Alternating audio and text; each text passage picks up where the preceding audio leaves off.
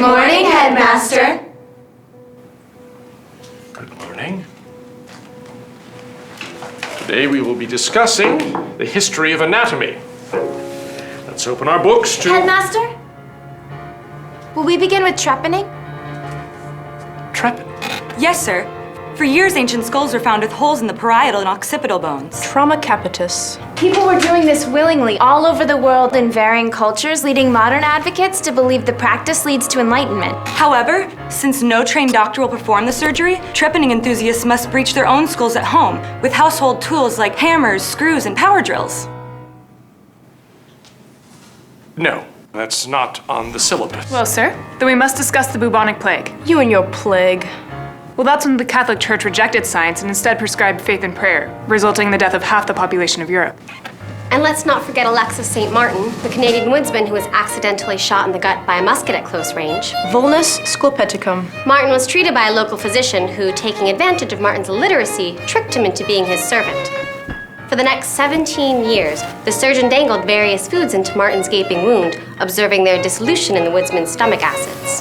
Headmaster, if we're discussing gastric fistulas, then we have to mention vaginal fistulas.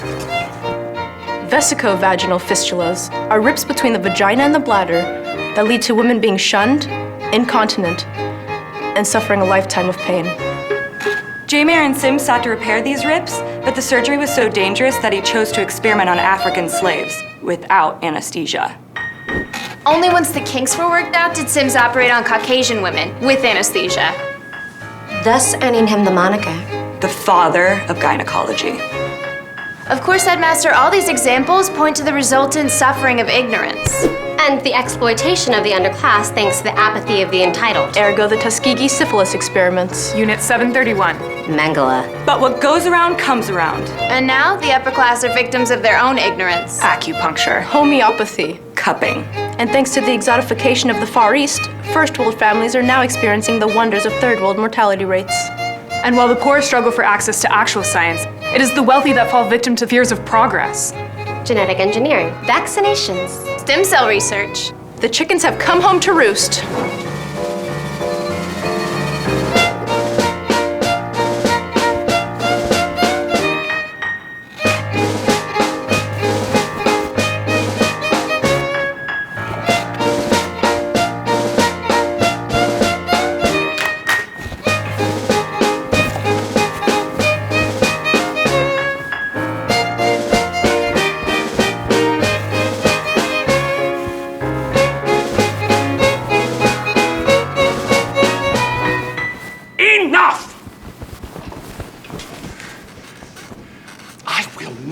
Interrupted by strange stories about holes in heads, holes in stomachs, and holes in... This is the history of anatomy, not a sermon on class warfare and discrimination and superstition and...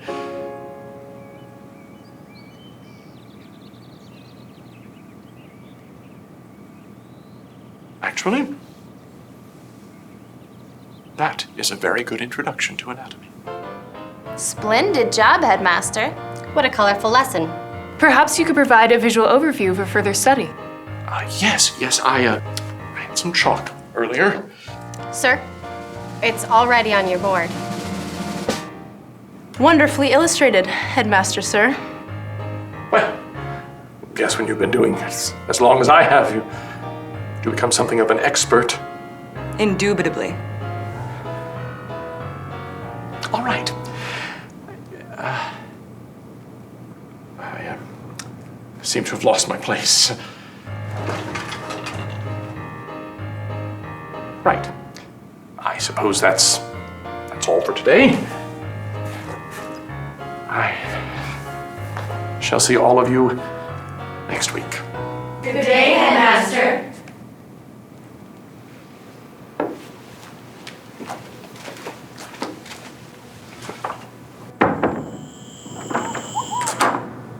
I'm going to leave this door open.